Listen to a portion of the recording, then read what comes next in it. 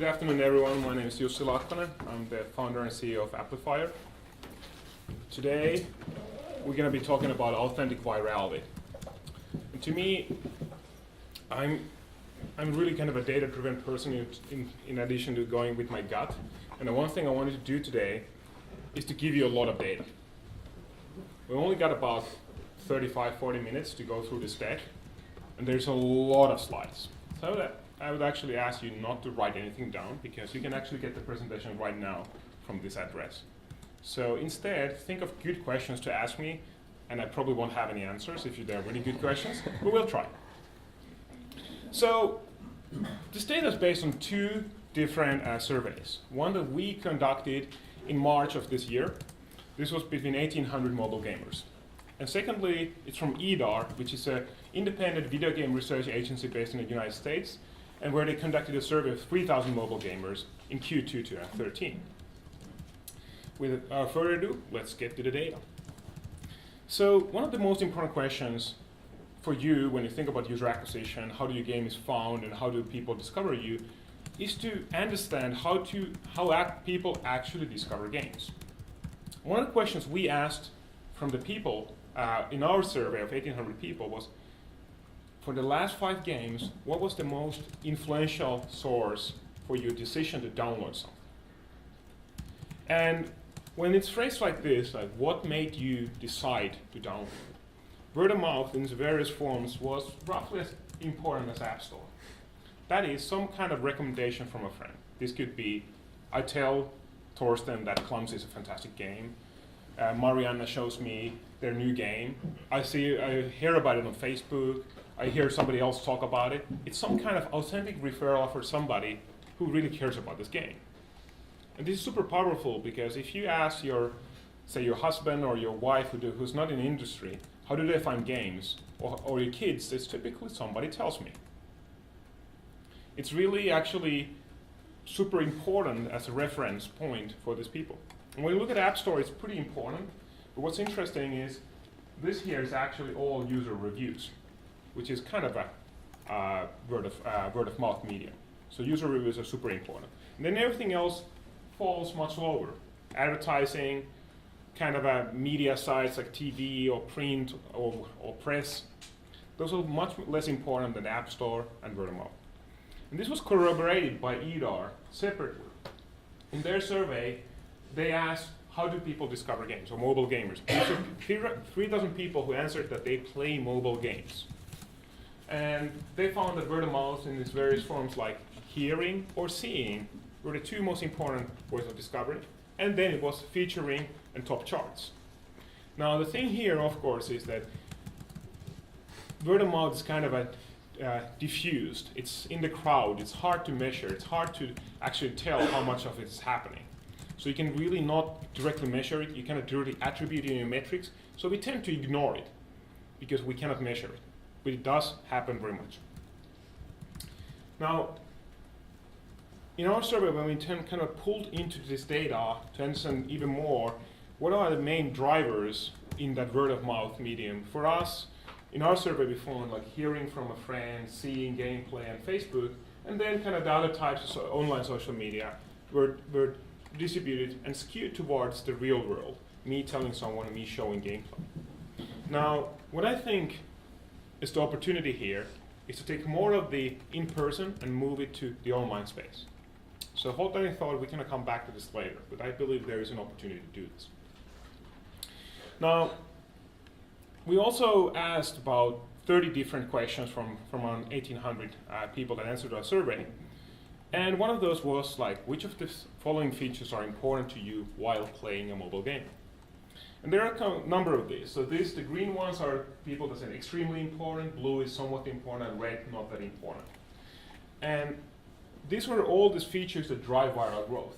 Playing with friends, sharing tips, even live video broadcasting my gameplay, which is pretty extreme. I'm going to dig into these various bits of here, and we can go into more detail, but there are 2 types of viral factors that I see in the data. One's playing together, and the driver is that I want to do something with you with this game. Another one is sharing, posting something out from your game to the world to see.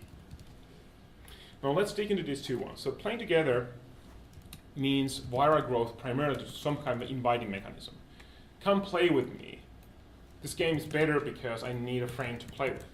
The other one is where you're not directly inviting somebody, you're proud of something you've done, it makes you laugh, or it's just funny.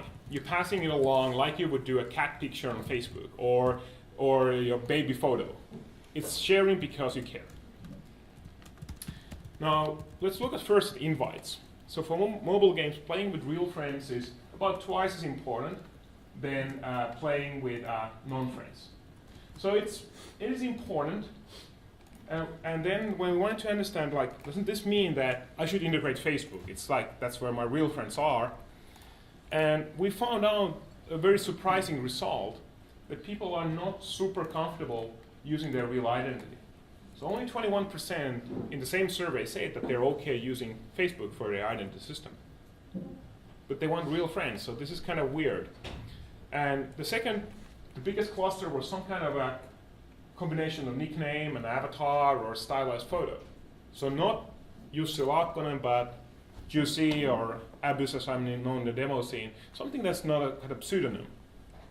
And I think this is kind of important because when you go run a basketball, you don't want to be called about your professional name and asked about your other life. You're there to play basketball. So same thing with games. You're escaping from the real world to do something else. So that's why Facebook is not a fantastic solution for identity, because almost as many people say they don't want any identity, even if their friends don't want to find them. So it's really very dominantly nickname-based systems that you need to somehow implement. We also we asked, like, do they use social gaming services such as Game Center or even Playful and OpenFen, if you still remember that one, or like Scoreloop. And even more people said that they just don't know any one of these. This was a question like, what have you used? Almost half of them say they've not used any one of these. So my recommendation, first one for you to take away, is to look at your phone and ask where your friends are. They're obviously on your contacts book. So to me it's weird, super, super weird, that fairly few games leverage contacts and instead they use Facebook, while all mobile social services have grown through these contacts books. So if you think about Snapchat, if you think about Tinder, if you think about all the various services that you may have heard about raising a lot of money, they don't rely on Facebook. They don't rely on Twitter. They grow through the contacts book. So to me, this is one of the takeaways to think about to get into your friends without getting to Facebook. Second one, use nicknames or partial identity. And experiment with incentivized invites, i.e. get something for bringing friends over. And I'm sure you should use Facebook. So this is not to use Facebook, but as an option, you certainly cannot force it. You have to offer also like an email. I would really strongly recommend you demonstrate fun first before you force people to go to Facebook or ask them even go to Facebook. Incentivizing Facebook contacts like here, get out 100 coins for using Facebook, which actually is against Facebook rules, but who cares? Everybody's doing it anyway, and Facebook is like, oh, la la la, we don't see anything. So that's about invites. There's one more important thing I forgot about invites, make a game that people want to play together. So I cannot really help you much with that, so that's up to you. Well, why don't we talk about sharing through viral growth, which is, sharing through, viral growth through sharing, sorry, I'm getting my words mixed here. That's really what my company is about, so that's what we were interested to find. In our survey, we found that 10 to 20% of users ranked various sharing functionalities, such as sharing screenshots, sharing replays, and even live broadcasting their gameplay, very important. This to me was quite surprising. So when you think about mobile gamers, it was really odd that over 10% say that live broadcasting my gameplay is extremely important. I'm like, who are you people? Where do you come from? You're very interesting. I need to learn more about you. Then EDAR, of their 3,000 answers, asked about what kind of sharing activities have you done. And telling and showing is important, star rating, inviting. And I was still like, 22% of these people have shared a video from their games. I was like, wow, this is really interesting. Because obviously we were working on video replay technology, and this was a separate survey. So when you look at these things, there's clearly a lot of need, and you can to share from your game if they like your game. And that's, to me, is an opportunity to drive that unmeasurable element, the word of mouth element, that's super important for your game. You cannot quite measure it, but you can create opportunities to do that. You can ask maybe to give a star rating. You can do Facebook invites, email invites when the gamers are engaged in your game. We could also maybe ask them to tell a friend. Maybe. Who knows? Maybe it could work. Now, we wanted to understand sharers better, because the thing is that this 20% of the players who answered that sharing is in some form is extremely important. We want to understand who they are a little bit better. And kind of obviously we found that they play more, and they play more games, and they play more per week. And this is obvious, these people are very engaged. They won't share unless they're engaged in the game, so they're kind of predisposed to this. So this is just a strong correlation, not really causation, I would say. But what was really interesting on either study, that they found that the people who are into sharing, so the green ones are heavy payers. These ones are the people who spend at least $10 a month. These are payers who spend at least something in a month, and these are non-payers. The more you look into the involvement of sharing, the more likely they're to pay. That is, the people who are giving you money are more likely to be interested on social activities around the game, sharing, communication, and other things. So actually, when you think about this, sharing is not important just to share, but it's actually keep your payers engaged in your game, because they want to do these things.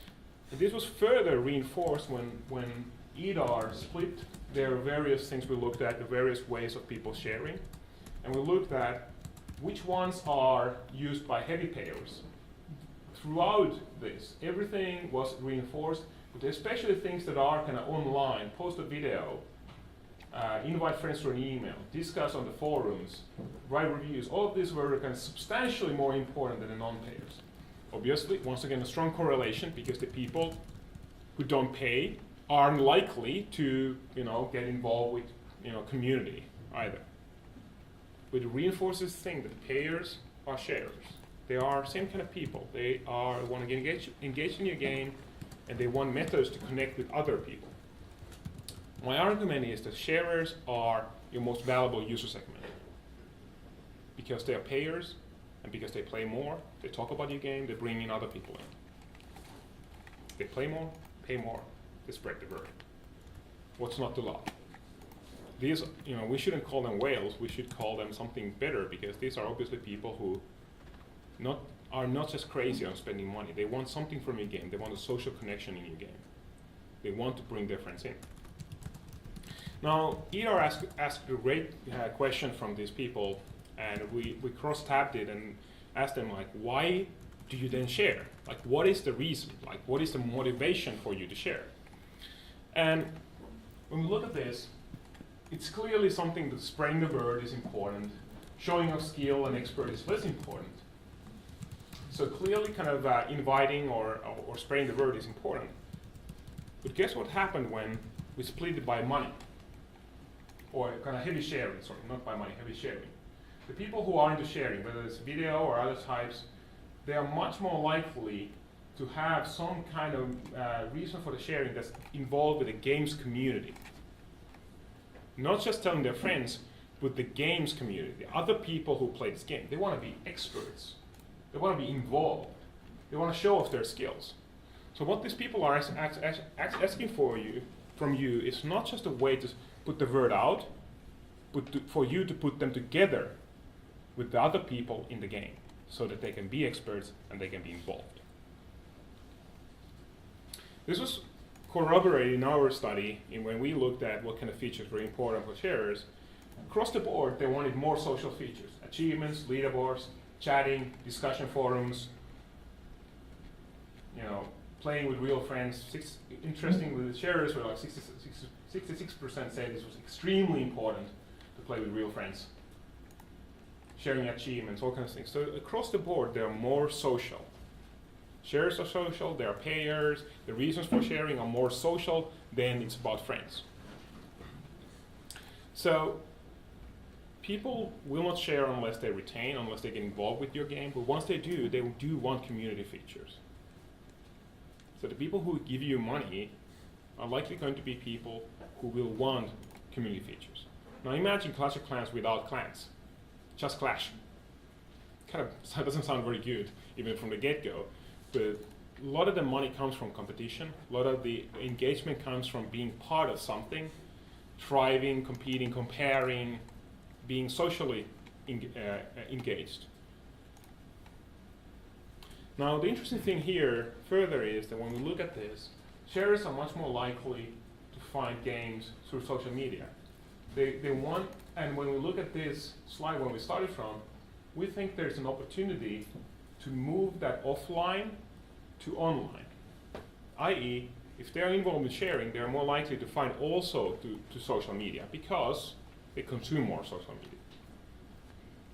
And to me, when we look at this data also from an eater's perspective, it's the same thing. If they're involved with sharing of any kind, they're much more likely to use the various social online mediums. What this means is there's an opportunity to create, for the right game, in the right circumstances, a viral loop. Sharers discover on social media. They try out a new game. If they get engaged, they're likely to share from that. So if you find influencers, if you find people who are really into this, they will bring in more people, and this loop can continue. This is not guaranteed, but there's a makings of a viral loop here. Now, I want to ask you an experiment on sharing. So bear with me, this requires a little bit of involvement from you. So here's a game. I've just shared a screenshot with you. How many of you have played this game or know what this game is? I know Torsten does, so you don't get to participate. Jetro knows, and a few others know. So those of you who know this game, you don't get to participate. Those of you who don't, please now imagine what this game is about. I just shared a screenshot on Facebook with you, and you've seen it, okay? Take about 5 seconds and imagine what this game is like. Okay, cool. I will share a little bit more with you. In this game, you play like a snake, like the original Nokia game. You control a group of heroes, and you battle monsters, and you can kill everything, but don't hit the wall or yourself or you die. That was like a tweet. 140 characters, and a screenshot to go with that. Obviously, now you should know what the game's like. I guess, mostly. So keep that in mind. Did you imagine something? Oh, sorry, I went a little bit in a different order. So this was the tweet. Did you keep imagining what the game's like? Now I'm going to share a screenshot with you. Did you imagine anything like that? Okay, there's somebody who has good imagination. Fantastic. Now you know how I described the game. You've seen a screenshot. Now imagine how this game plays, how it feels like to play this game, what it sounds like, how the characters move, what's the environment like, what's the action, what's the pacing. It'll take about 10 seconds to imagine that.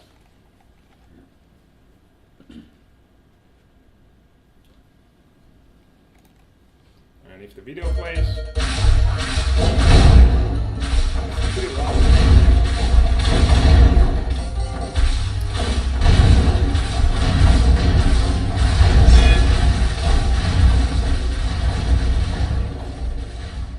So, my argument that I'm trying to make is games are dynamic systems. It is super hard to know what the game is like unless you see it in motion. The best way for word of mouth is just when a friend pulls out an iPhone or an Android and tells you, like, have you played Clumsy Ninja? Not on your Android yet though, but soon. And shows you the game.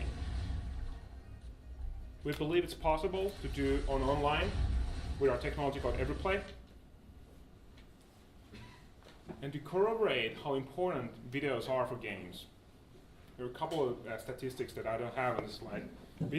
Game videos is the fastest growing segment on YouTube. The fastest growing. The biggest amount of subscribers on YouTube is for a game celebrity called PewDiePie, more than Miley Cyrus. Guy has 15 million subscribers for game videos. He just did one from a Finnish game called Turbo this month, which got a pretty nice amount of views rapidly. And if that's happening on YouTube, I think it might be interesting to look at what videos do for decision making. So in our survey, we also asked, like, what happened after you watched a game video? Like, what kind of an impact did that have with you? And nearly 50% say, I downloaded the game. That's a pretty incredibly high conversion rate. And there was things like recommending to others, look for more info. These are very favorable results you want from your game, for your game. So, as a final set of recommendations, I'd say none of this sharing will happen unless you create emotion in your game. You should offer sharing at the point when the user is feeling victorious, he is feeling creative, he's feeling entertained, he's feeling funny. You need to figure out why would he share something. It's not enough to put a Facebook button in your game or a Twitter button. Like, why? What's the point? You need to talk to the user, saying like, hey, fantastic, you just did X, or you passed a score, you did something. You need to tap in that moment and then ask the user when he actually cares to share. I think it's really important to make this easy and automatic. Whatever you do, don't ask them to type a lot of text. Instead, give them a screenshot, give them a video, give them something to share, because otherwise they may not share anything, or they may share even the wrong thing about your game, which is not necessarily like, oh, I played this game, it's not really much fun. Okay, whatever. And whatever you do, make it very automatic. So the user is just playing the game here, in this is Nimble Quest, and at the end of it, they got those buttons, and all you need to do is press the button, and off you go, sharing. So you don't really want to make the user work for it. I believe sharing is self-reinforcing. That is, the more you share, the more people will be coming into the game and to play it. And finally, you need social features for the sharers / the payers, who are your most valuable customer segment. You really do want those sharers. So that's about it. You can find my slides at slideshare.net. If you have any questions, you can also find me online. And the Applifier blog for EDAR, they give me some data. They have paid reports. They're fantastic. With that, let's open up for questions.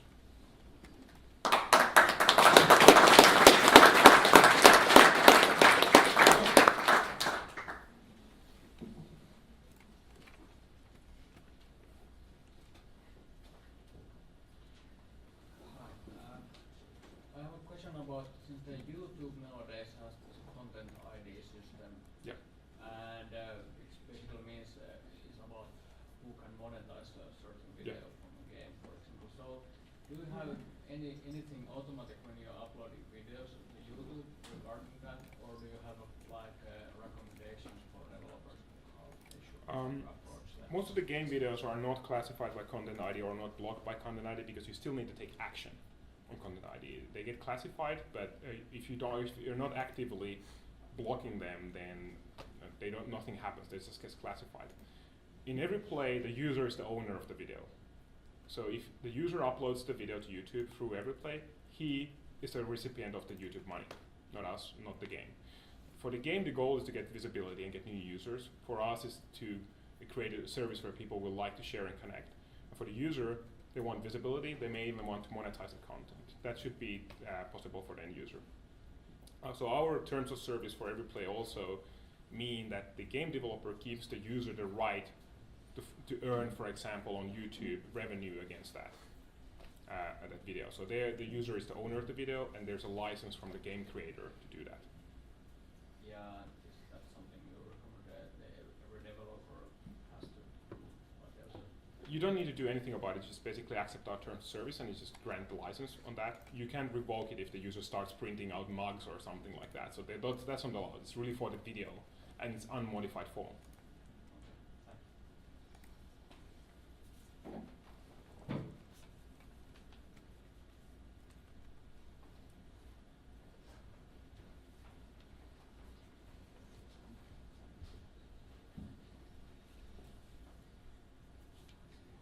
I have a question about the sort of statistics. Where did you get the data, and sort of what was the sample size? What was the sort of geographic location? Was it worldwide, North America? So there were two surveys. They are not intermingled, so the statistics were labeled by the source. so on the slides. There were 1,800 users surveyed in our survey and 3,000 on EDARS. For the 1,800 surveys, we basically qualified people through Amazon Mechanical Turk only from the United States. So we paid them 50 cents to answer the survey. We only included people who said they play mobile games. And so our sample size was a little higher, and then we picked the ones that said they play games. For EDAR, I don't know exactly the polling method. They apparently had originally 5,000 answers, from which they culled it down to 3,000. Their data is also United States. But they used some other method of getting the people to answer. Would you have a recommendation for metrics tracking company? Do you have a favorite? For analytics, I think you get what you pay for. So I wouldn't go with any of the free ones unless you are out of money. There are a number of good ones. I'm hearing good things about a stealth startup called Omniata. There is a company called Applifier, which I think is relatively strong. Let's see, who else? If you want to roll your own, I would potentially look at Mixpanel, kind of a rolling on top of their systems. If you want to go with free, then you take Flurry and you get what you pay for. It's better than nothing, but I would really consider analytics at this point of time on day an important thing to pay for, so that you know you can hold them accountable. Other good companies to look at for A/B testing, kind of a bit of an analytics, I would say Swerve, SWRVE, really strong team that made Havoc originally. Kind of a more fully fledged kind of a A/B testing and analytics piece. Thank you.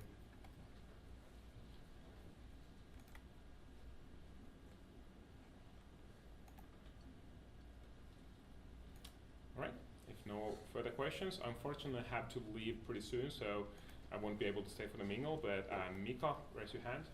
Mika's going to be sticking around, so if you have any questions, Mika may have some answers for you. If not, he'll tell you where to ask.